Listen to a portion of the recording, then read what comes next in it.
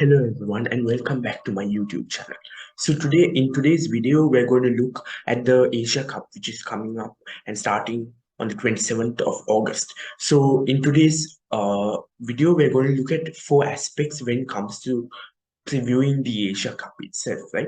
Firstly, we're going to look at the structure of the tournament. Secondly, the team's checklist. Then team previews for the five, 6 teams participating in the tournament. And lastly, the most exciting part, which is going to be my predictions on the Asia Cup and what certain matches are going to be like, as well as who the winner is going to be, right? So, firstly, let's look at the structure of the tournament itself, right? So, the Asia Cup is taking a different, unusual structure that I personally have not seen before, right? So, firstly, they're starting with the group stages, right? So, there's Group A and then there's Group B. So, within Group A, you have Pakistan, India, and another team which will come through the qualifiers. And then in Group B, you have Sri Lanka, Bangladesh, and Afghanistan. So within the groups, everyone's going to play each other once, and then after that, there will be the top two teams, right? So two teams will, one team from each group. So altogether, two teams will get eliminated from this group stage, and the two teams that top their their respective groups will move on to the Super Four stage, right? So in the Super Four stage, everyone will play each other once. So for example, India will, when India qualified, they will play each of the other three teams that have qualified once, and so on, right? So from the Super Four stage, the top two teams will go on to the final, right? So this is a very different, different structure because it's usually group stages, semifinals, and then the final. So I think the Super Four stage is a much better. The Super Four stage is a much better method because it ensures that everyone plays each other a competent amount of times, right? It's better than just playing a few teams once, one off, and then moving to the semifinal and the final. That's why I didn't personally like T20 World Cup last year, the 2021 World Cup, because it was very quick and shoddily done, right? You need teams to play each other. You have to test them, right? You have to test how they progress through the tournament, and therefore having many games like in this structure is a much more useful method. Anyway, let's see how if everything pans out with this structure, and we'll see whether this is a feasible structure for tournaments to come, right? Um, then let's move on to the second phase of today's video, which is teams checklist, right? What will teams try to what are teams' goals coming into this Asia Cup, right? What will they try to prove? Firstly, we have the World Cup in October, right? So teams will prepare in view of that World Cup because we see that many teams still haven't settled their first 11. So they'll try to do that within the Asia Cup. It's a good testing ground, right? It's a good simulation for the World Cup because it is a multi-team tournament. So it's a good testing ground for teams to see which players will fit into the 11 and form their first 11 going into the World Cup, cover up any chinks in their armor. So the Asia Cup will be extremely beneficial for these teams since they have an opportunity to see how players progress through such a tournament and settle their final 11s, right? And furthermore, not only their 11s, right? It's a squad as well, right? Let's look at the case of India, right? They have three standby players as well. So that means that they haven't, it's going to be a similar squad for the World Cup, but it's not going to be the exact same squad because they might make some changes. So it's not finalized. So the Asia Cup will be a good stage for them to see who they're going to take for the World Cup, right? So, when we look at personal rivalries, right, the Asia Cup is extremely known for this, right? When we look at Group A, we see India versus Pakistan. It's going to be millions and billions people watching that match, right? It's going to be one of the most anticipated matches. It's almost the El Clasico of international cricket, right? India versus Pakistan there's no words to describe it. It's the atmosphere itself is one that is inexplicable, right? What is much more interesting is because of the earlier structure that I explained about the group stage, Super 4, and the final, there's a high probability, especially of uh, India and Pakistan playing each other three times, right? Once in the group stage, once in the Super 4, and then maybe in the final as well, right? So this it'll be extremely interesting to see whether this happens and what the final scoreline will be like, right? So that's one of the personal rivalries. Another rivalry is one of a it's quite blossoming one. It's not a major one per se, but the Pakistan Sri Lanka sorry the Bangladesh Sri Lanka rivalry has been blossoming quite a bit, and overall there is rivalry between Asian nations, right? Because it's Asian nations that primarily play cricket, so there's always going to be a rivalry, and teams would want to prove that that they're better than another team and reign supreme over Asian cricket, right?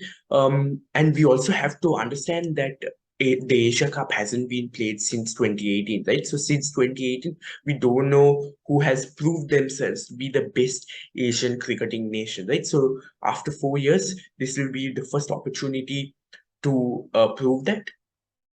But I think the main goal that teams will try to process out of this Asia Cup is settling their strategies, settling their 11, settling their combinations for the World Cup, right?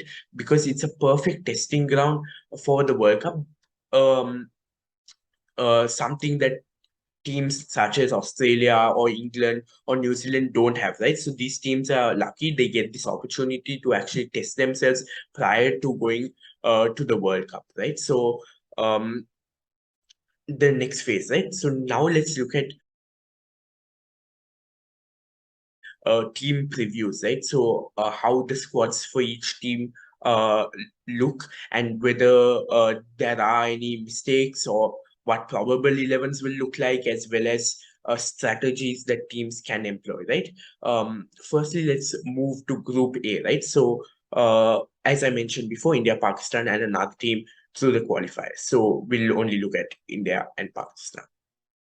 So what will my probable 11 for India look like, right? So my openers, well, the top three is mostly sorted. So it's Rohit, KL Rahul, and Virat Kohli. Then at number 4, Surya Kumar Yadav. 5 would be the wicket keeper, either Rishabh Pant or Dinesh Karthik. At number 6 and 7 would be the all-rounders. So Hardik Pandya, Ravindra Jadeja, or Deepak Huda. Then at number 8 would be the spinner, so either Ashwin or Chehel. Then you have the three fast bowlers, Bhuvi, Arshdeep, and Amish, since those are the only three fast bowlers they have in their squad.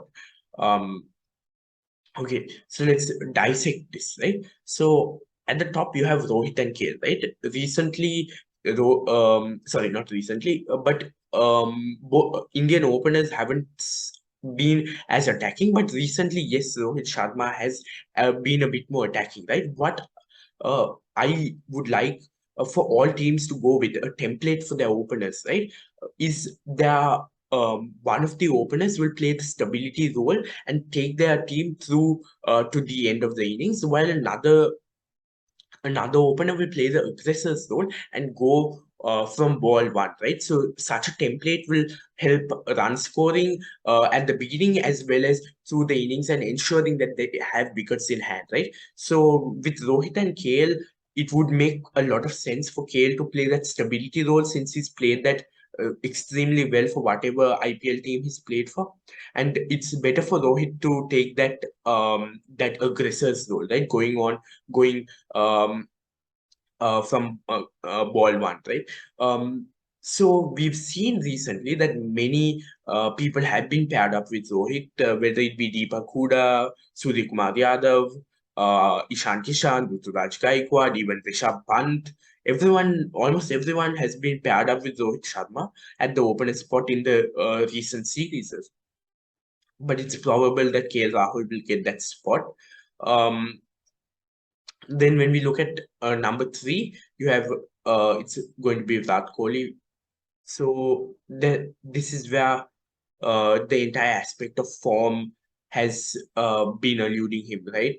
I myself am a massive Virat Kohli fan, and I would love for him to start scoring runs this Asia Cup. It's a great starter when going into the World Cup. And let's look at a team perspective, right? Let's take all the biases out and let's look at team perspective, right? Virat is not in form at the moment. Um, and this was somewhat of a mistake that India made in the last World Cup, where they took big names without rather looking at who was the best in form at that time, right? If they had taken who was best in form at that time in the UAE leg of the IPL, they might have prospered better in the World Cup as a whole, right? So Virat will have to get some runs under his belt for the benefit of the team and for his own confidence, right? We need him to start getting the runs.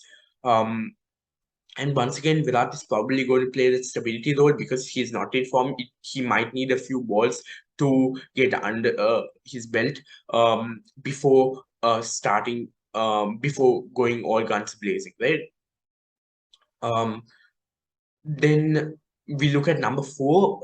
At number four, I would prefer if actually the wicket keeper batsman, um, which is probably going to be Pant. So Pant comes at number four because you want someone to much more attacking batsman at that stage, since Virat is going to play a much more of a stability role, right? So if it's going to be Dinesh Karthik, then obviously lower down the order to play the finishers role, right?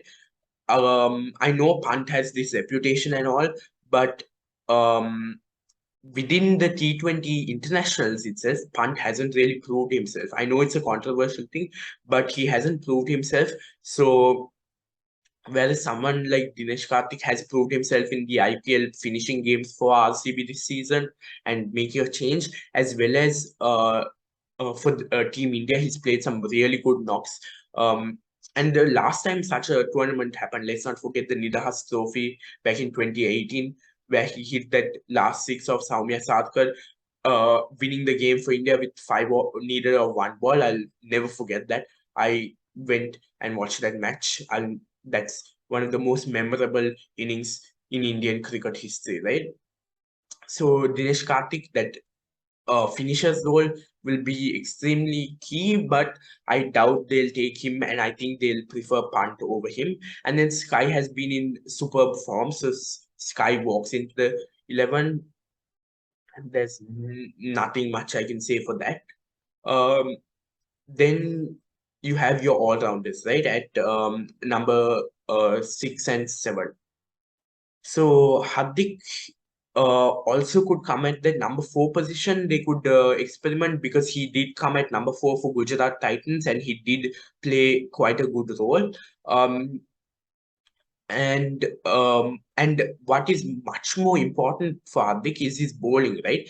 India has always struggled with the sixth bowler ever since his back injury, and he hasn't been able to bowl. But now he's giving you those overs since he's got his fitness under control. And looking forward for the World Cup, his bowling is going to be extremely crucial um, for the World Cup in Australia, right? So his pace overs are going to be extremely important. And remember, his bowling was what won Gujarat Titans the trophy in the final, right? He won the man of the match for his bowling. And then the spin all-rounder would be Jadeja, I think.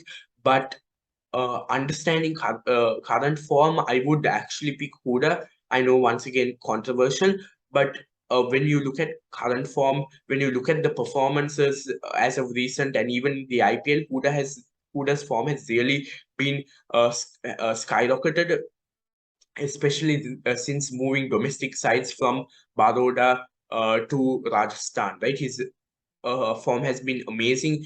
He's played a crucial role for Lucknow Super Giants' success in the IPL, and played some amazing knocks for India as well, right? So he's also going to provide you with those quick 1 or 2 overs to get the innings moving, right? Get some overs, quick overs, make the team not realize that the overs are moving. So keep the economy rate down. So who does bowling would be useful there. Jadeja also would play a similar role when it comes to his bowling. It's the batting that concerns me because Jadeja's batting hasn't been as good as it can be as of recently, right? Then the spinner, right? Ashwin or Chahal. I would actually personally pick Ashwin over Chahal because of the batting. One reason is for the batting aspect, right? Teams bat extremely deep now in T20 cricket, and Ashwin's recent form with the bat has been extremely good. He's providing you those quick blows, right? So a 10 of 3 or a 12 of 2 could be a match defining knock, right? Those quick cameos could make the difference between a win or a loss, right? So therefore, batting deep all the way till number 8 would be extremely beneficial. And we've seen that great T20 sides have done that extremely well, right? We see that Chennai Super Kings have employed that strategy. We see that many international teams, even West Indies, in their prime, right, they employed the strategy of batting deep. So batting till number 8 would be extremely beneficial, especially in case of a collapse, right? Because Chahal is not going to provide you with the bat, and I know the 3 fast bowlers are not going to provide anything with the bat as well. So you need someone like an Ashwin to provide with the bat, and his bowling has also been extremely useful, right? He's going to he might not be the attacking type like a Chehal, but he's going to keep the economy rate down, right? He's going to implement pressure. He's going to be much more defensive, but this pressure that he implements is a game changer, right? Because the when he bowls economical overs from one end, right? On the other end, the bowler bowling from the other end gets the reward because they're forced to take a risk from the bowler bowling from the other end because of the pressure that Ashwin has created from one end, right? So such a defensive strategy would be extremely useful, and his experience of Australian conditions looking forward for the World Cup would also be useful, and he performed well in the UAE leg of the IPL, playing a key role for Delhi Capitals. Then, as I mentioned before, the 3 fast bowlers, Bhuvi, Arshdeep, and Avesh, right? Bumrah's availability for the Asia Cup is a no, so he's been injured, and it's likely that he's going to be injured till the World Cup as well. So that's going to be a massive loss for India. He's been one of the key cog in the machine for India, right? So that's going to be a massive blow. But the depth of talent that India has in terms of fast bowling, they don't need to worry a lot, right? Um, so Bhuvi is going to provide you with that swing early on, and he's going to provide you with the death overs, the Yorkers, the slower balls at the end. Arshdeep has been an immense revelation, right? He's performed really well in the IPL. He's been quite calm. Once again, he's not the kind of he's not going to get you too many wickets, but his accuracy is there, right? His Yorkers are on point. Though he does not have that immense space, those Yorkers are on point. He's going to restrict run scoring, particularly at the end, right? Then Avesh Khan, right? This is where the problems arise, right? Because I know Avesh Khan is a really good bowler, but the thing is, he's not consistent, right? Even in the IPL, we saw that he was not very consistent. One game he would perform really well, and in another game he wouldn't do extremely well. So you need someone who's going to be consistent, right? So Avesh Khan, I don't think is going to provide you enough experience and enough and you can't really back him all the time, right? So that's going to be really concerning for the captain. But what Rohit does have is a pace bowling all-rounder in the form of Hardik Pandya. So this is where India leaving out Shami, saying Shami is not going to be part of our T20 plans. It's really concerning and really questionable, right? Because Shami has that experience. If Bumrah is not going to be available, you need experience in your bowling attack going into the World Cup, knowing Australian conditions. So Shami's bowling style suits Australian conditions, and he's been extremely successful in Australia as well, right? His bounce skidiness could make a really deadly combination along with Bowie's experience and accuracy as well, right? So therefore, I would go with I would have Shami in my 11, but I don't think India is going to take him since they've already said that he's not going to be part of their plans. But with Bumrah missing out, I think they should reconsider that decision.